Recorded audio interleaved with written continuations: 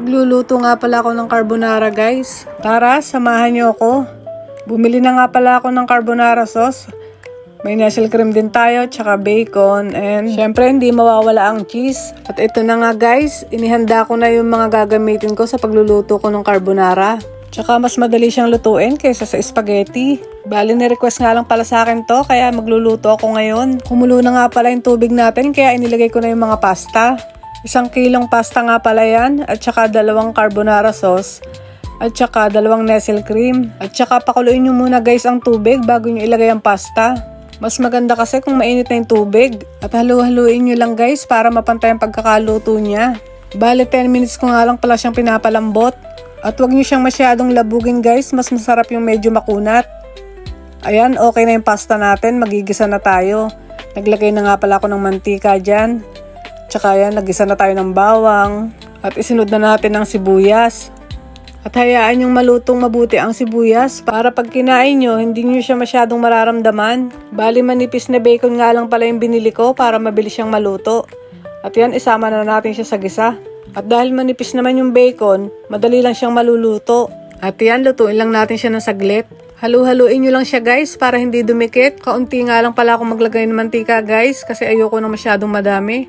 At yan, nilagay ko na yung binili kong carbonara sauce. Malaki naman yung pack niya kaya 2 lang yung binili ko. Kasi lalagyan pa naman natin siya ng nestle cream. At pagkalagay nyo guys, mix-mix nyo lang siya. Kayo, paano kayo magluto ng carbonara?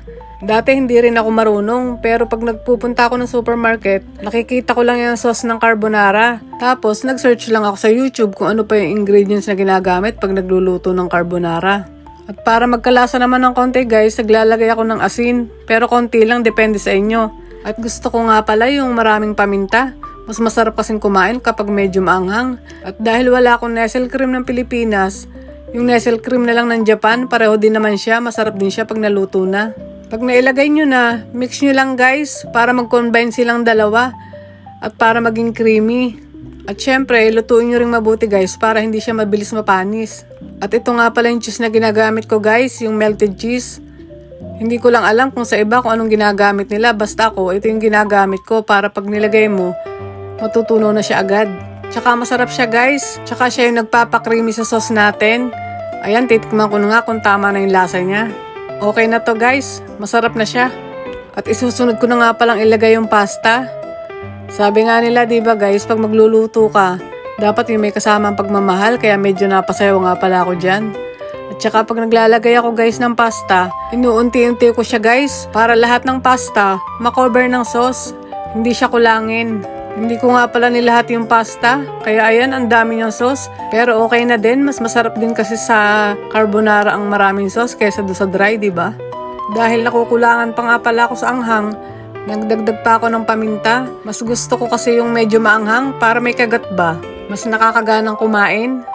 At ayun guys, luto na yung carbonara natin. O diba, sobrang creamy niya.